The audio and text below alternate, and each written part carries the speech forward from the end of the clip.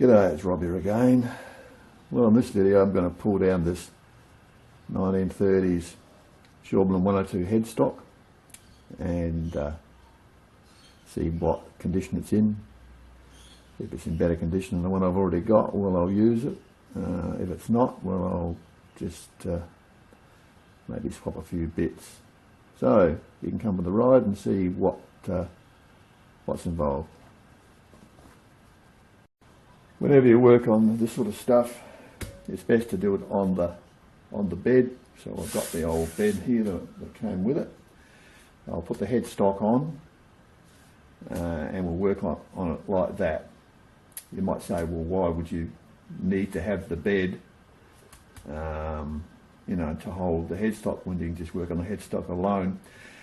Well, the problem is that you might have to knock out the spindle with a rubber mallet, which is pretty much, well, that's the usual procedure. So you want something solid to hold it so it's not dancing all around on the bench top. So we'll put the headstock on the bed and then we'll start pulling it down. Now on this, somebody has made up some replacement pull downs, because these are not the original Schaublin pull downs. The original Schaublin pull downs are numbered on the bottom, and also the bed, this bed is wider in the gap and deeper in the section than a standard Schaublin bed, even though the profile is the same. To take this Schaublin 102, in fact any Schaublin early stuff on it, the pull downs are, the original pull downs wouldn't have been any good because they would have pulled straight through. So somebody's machine, he's up. This one's not bad. This one's as rough as guts. I mean, what a shit job that is. And this one is not too bad. So, as they really aren't machined up accurately anyway, I'll just use the one just to hold it in place, and hopefully that'll do the job. Because otherwise it's too tight trying to get the thing on. They just haven't put enough clearance in them when they've made them.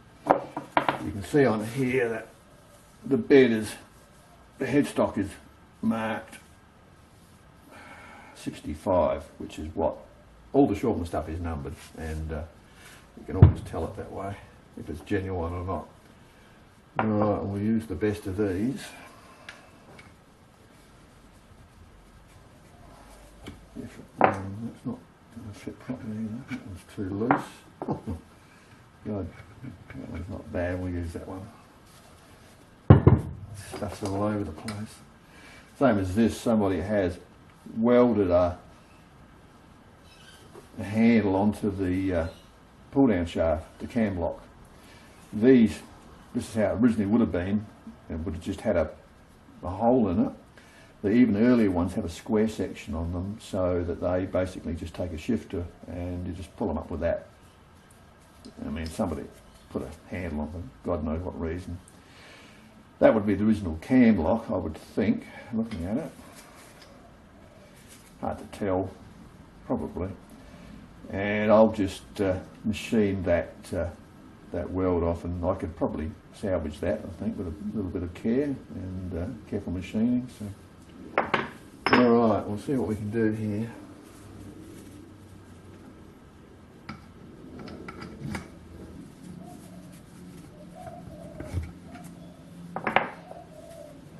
I mean, have a look at that. Look at the difference in the machining. Yeah, look, thick, thin, thick. I mean, total shit the way they worked on this. That one should be the best option. These like, they do go in, but they want the face machine back. You can see how they've dulled the edges, knocking it in. I mean, rough as guts, you know. And look at the machining on that. God, I could do a better job with an axe. Terrible. Okay, I think I'll have to dress one of these up to fit before we can go any further.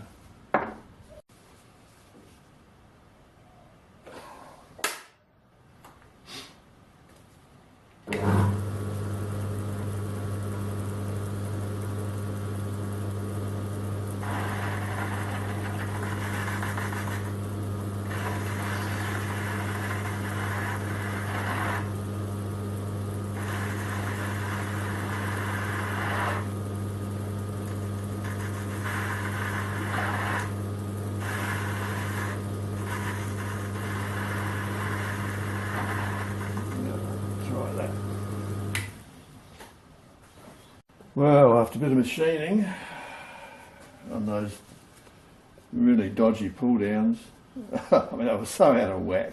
No wonder I had to knock it off, you know, to begin with. It should just slide on and off. I mean, they're made so that you can just move that headstock, you know, on or off as you want with a cam lock. But they were rough as guts, terrible. And that's all seized up. So now it's a matter of get the spindle off. That's the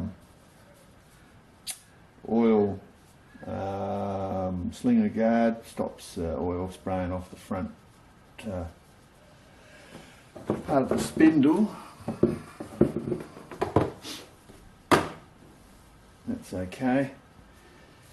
So to get this off, first thing I have to do, there's a key in the back here which needs knocking out. I have to take that out first. Use a brass or a bronze punch for that.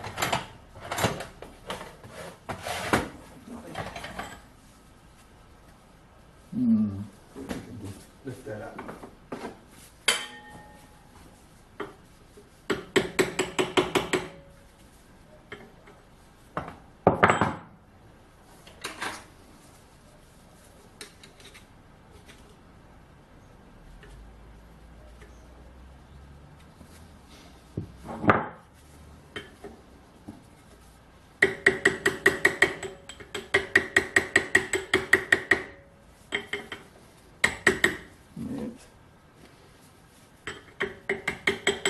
Coming loose.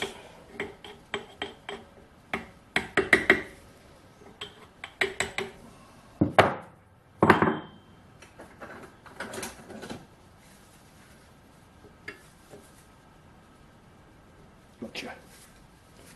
Yeah, oh well. Go in the tub. All the bits that I pull off, I'll just soak them in dieseline until I can de-rust them. Alright. So, needs to do these adjusters.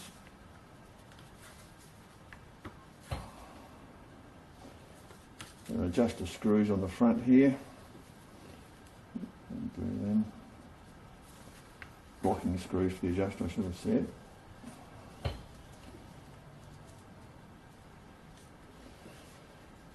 Looks pretty good, all that. Alright.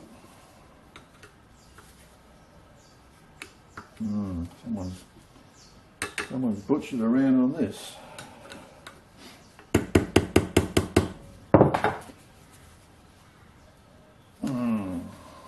It's not in good shape. What's we got?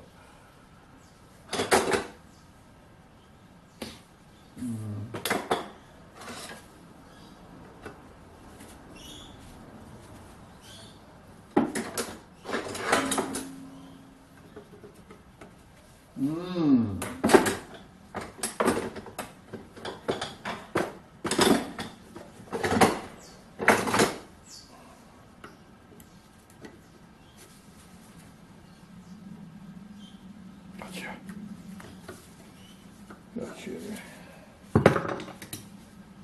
If you started anyway, all right.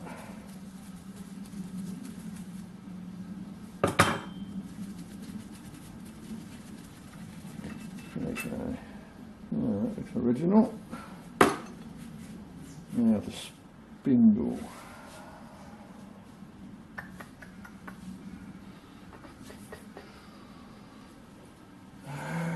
The back, what have we got here?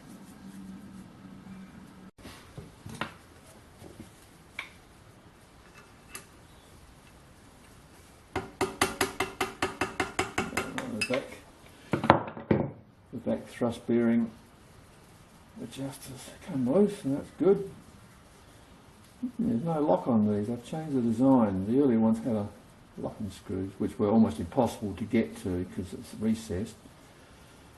And there's no adjuster on the back for the bush either, so I have changed them around. Alright, that goes up against the pulley. You can get the tension off. just enough. Not sure. Do the front one now. This has to go around. Right.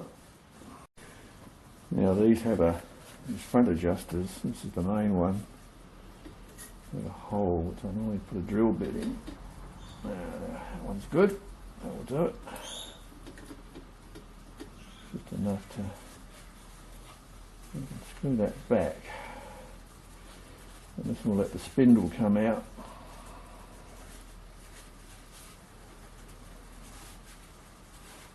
See the thread at the back. A bit fiddly to work on these old girls. Once you understand them, it's not so bad. They don't have instruction books these days.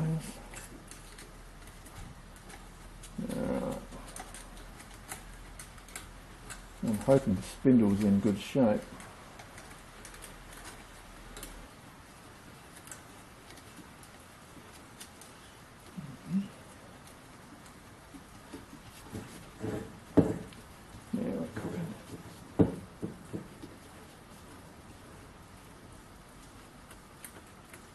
She's off.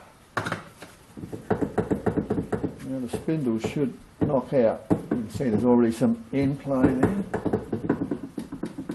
And we'll use a rubber mallet for this.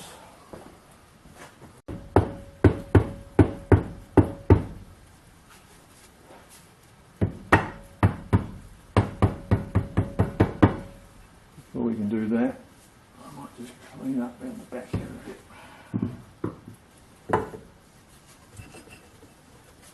Wire brush. Make sure there's no restrictions.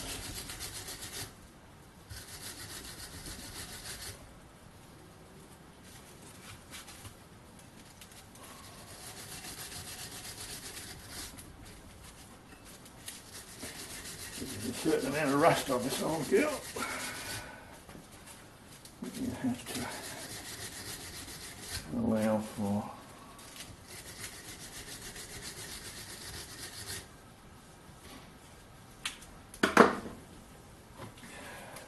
WD-40, oil, Caro and engine oil, which is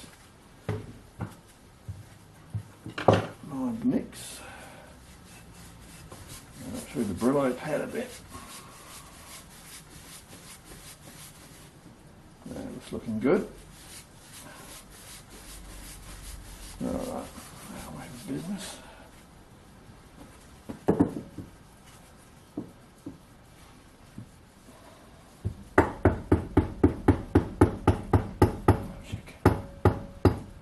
Out you come.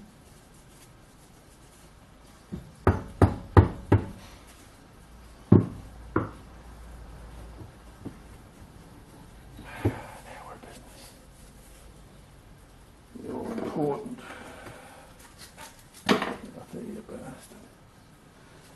The all-important front bush. Oh yes. Oh yes, that looks pretty reasonable. Better than the existing one, that's for sure.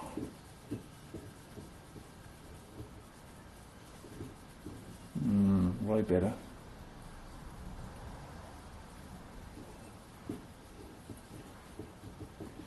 Beautiful. Bit of marking, but not much. I'll polish up. That's interesting. Alright, so now she should all just pull apart. Careful you don't drop the pulley because it's cast iron and it will smash.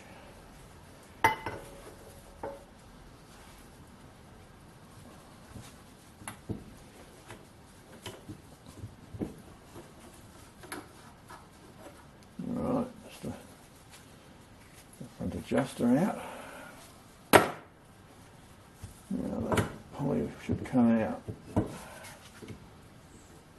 Screw the back bearing retainer in. Now it should come out. Bingo. Okay, we're cooking.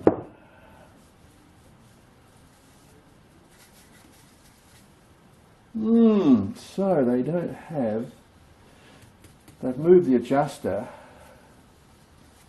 Let's have a look. I'm not quite sure what they've done here. This should be the thrust. Now that's interesting. That's interesting. That's right. That's the oil thrower. You see that there? That's for throwing the oil. That's the same as on mine. Now this is interesting because this one does not have a rear ball race. So there's no thrust bearing race on this headstock. Whereas on mine there's this bush comes in from the other end. The adjuster is here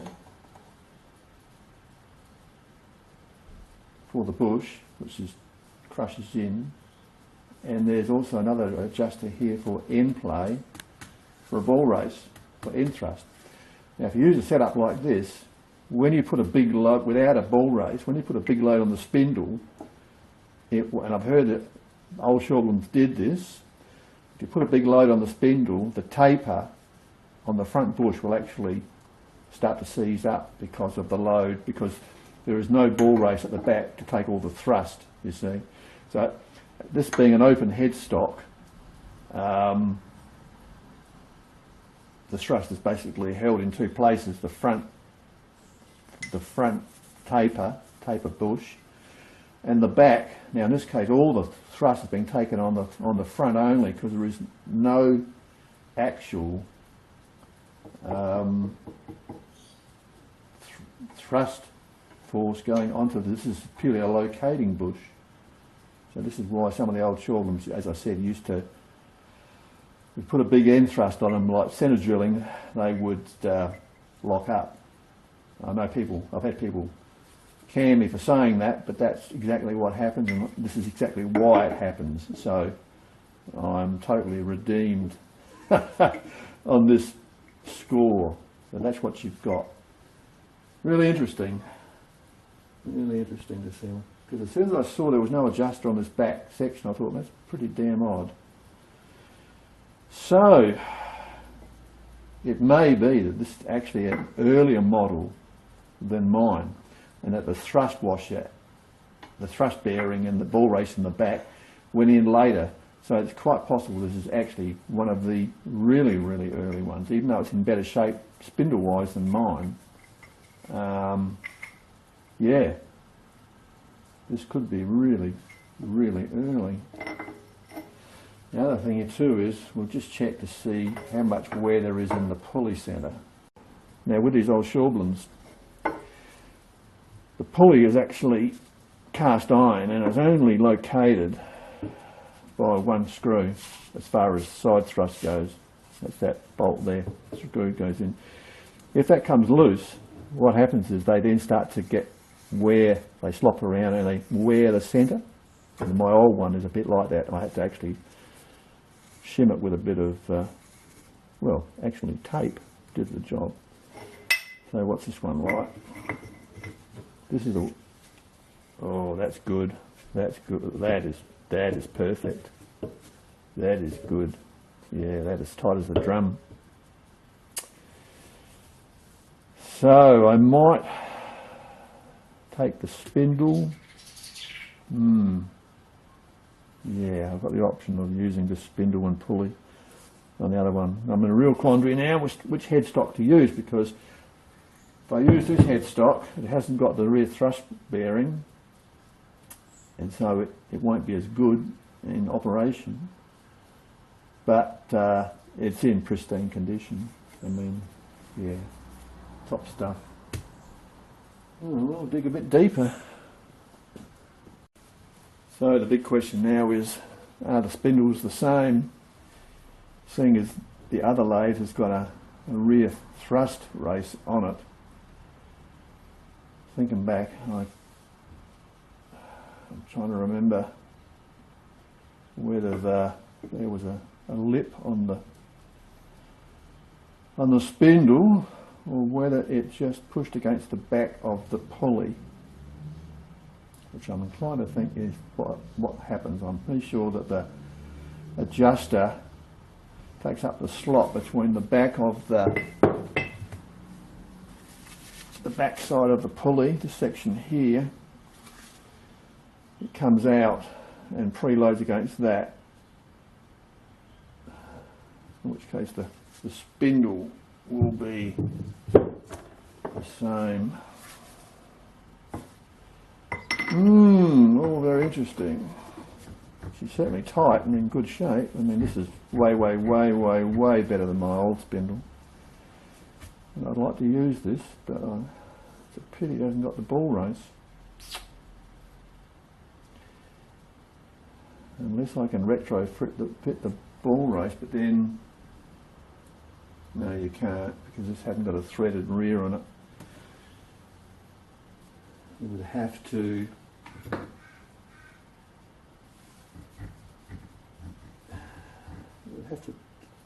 maybe I could knock out the bush. I might be able to swap over the bushes. Question time, big question time. Alright, we'll have a look at I'll show you how the other end of the headstock looks on the other lathe. Never a dull moment. Oh, now that's working, look at that. Bit of bumping around did it some good. But yeah, never a dull moment with old lathes, that's for sure. You never know what you're going to come across. Well, look, I'll show you the other one. You can see straight away that this section of the headstock is different. The bush adjuster is on the outside rather than the inside, and also on the inside is the housing and adjuster for the spindle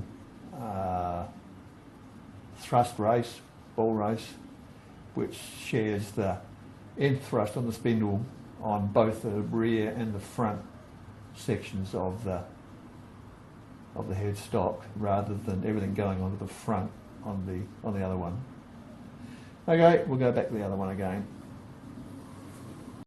So that's where we're at. We've got her in bits, and I'll strip it down completely and clean everything up properly.